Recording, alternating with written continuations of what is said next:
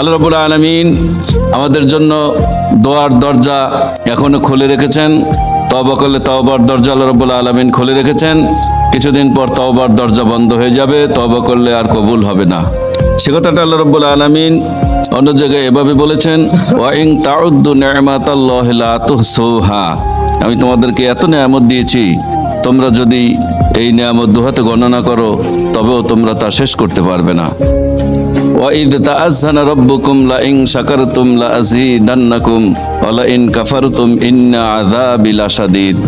আল্লাহ পাক বলছেন, তোমরা যদি আমার নিয়ামত পেয়ে শুকর আদায় করো, আমি রব্বুল আলামিন তোমাদেরকে ওই নিয়ামত আরো বাড়িয়ে দেব। আর তোমরা যদি নাশকরি করো, অকৃতজ্ঞ হও, তাহলে আমার শাস্তি তোমাদের জন্য হবে কঠোর। আল্লাহ রাব্বুল আলামিন আমাদের জন্য দোয়ার দরজা এখনো খুলে রেখেছেন। তওবা করলে তওবার দরজা আল্লাহ রাব্বুল আলামিন খুলে রেখেছেন। কিছুদিন পর তওবার দরজা বন্ধ হয়ে যাবে, তওবা করলে আর কবুল হবে না। দোয়া করলে আল্লাহ রাব্বুল আলামিন তা কবুল করবে না। আল্লাহ সর্বশ্রেষ্ঠ, সবচাইতে বড়। ধিক অধিক প্রশংসা আল্লাহর জন্য, এবং সকাল সন্ধ্যায় আল্লাহর পবিত্রতা বর্ণনা করছি। মুসলিম শরীফের 601 নম্বর হাদিস। অতঃপর নামাজ শেষ হলে তোমরা জমিনে পৃথিবীতে ছড়িয়ে পড়ো এবং আল্লাহর অনুগ্রহ জীবিকা তালাশ করো।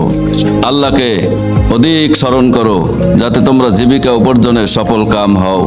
সূরা জুমার 10 নম্বর আয়াত আল্লাহ পাক এই কথাটি বলেছেন।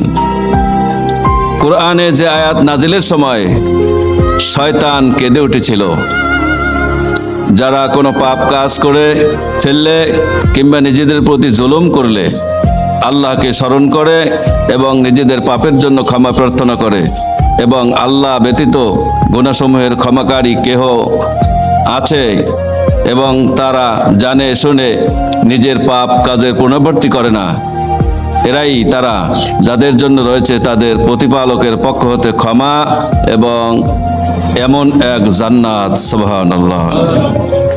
যে মহান জান্নাতের কথা আল্লাহ রাব্বুল আলামিন বলেছেন, জান্নাতের এই তরুণ দ্বারে হুরবালার এসে জানাইবে সুস্বাগত মধুর হাসি হেসে, গলায় গলা মিলাইয়া গালের সাথে গাল, বলবে তোমার ইন্তেজারে ছিলাম এতকাল।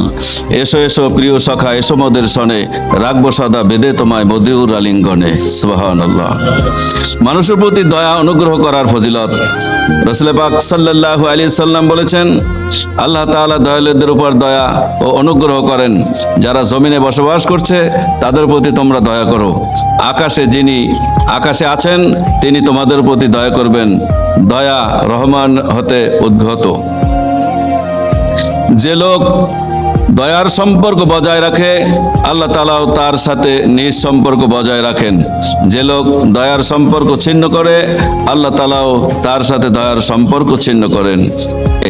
তখন ফেরেশতারা বলে, সকল দয়ালুর চেয়ে বড় দয়ালুকে যখন এভাবে তুমি ডাকছো, অতএব তুমি আল্লাহর কাছে যা চাইবে আল্লাহ তোমাকে তাই দিবেন। সুবহানাল্লাহ। রিজিক ও নিয়ামত, তোমরা যদি সত্যিকার ভাবে আল্লাহর উপর ভরসা করো তবে তিনি পাখিদের মতোই তোমাদের রিজিকের ব্যবস্থা করবেন। সকাল বেলায় পাখিরা যেভাবে খালি পেটে বেরিয়ে যায় এবং সন্ধ্যায় ভরা পেট নিয়ে ফিরে আসে। মুসনাদ। নামাজ ও রিজিক, আল্লাহ নামাজ ও রিজিককে একসঙ্গে বেঁধে রেখেছেন। আপনি রিজিক পাচ্ছেন না, নামাজ পড়ুন, পড়তেই থাকুন, রিজিকের দুয়ার আল্লাহ খুলে দেবেন।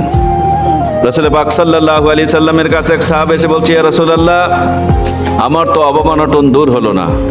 হুজুর পাক সাল্লাল্লাহু আলাইহি সাল্লাম বললেন, গিয়ে নামাজ আদায় করো।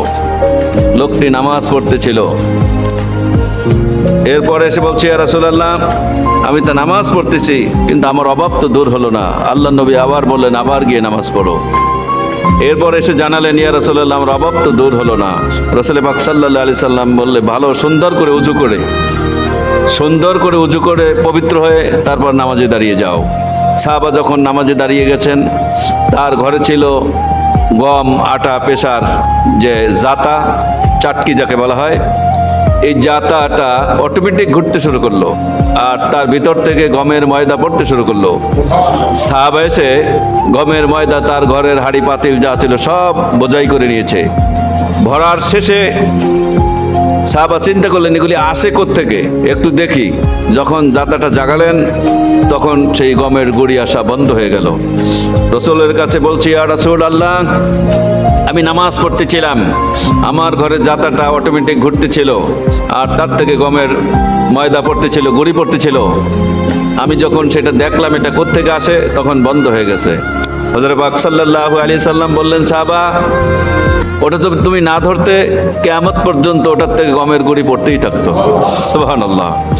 যে ওটার ভিতরে বেহেশত থেকে গম আসতেছিল, আর হযরতে মিকাইল আলাইহিস সালাম ওটা ঘুরাচ্ছিলেন। সুবহানাল্লাহ।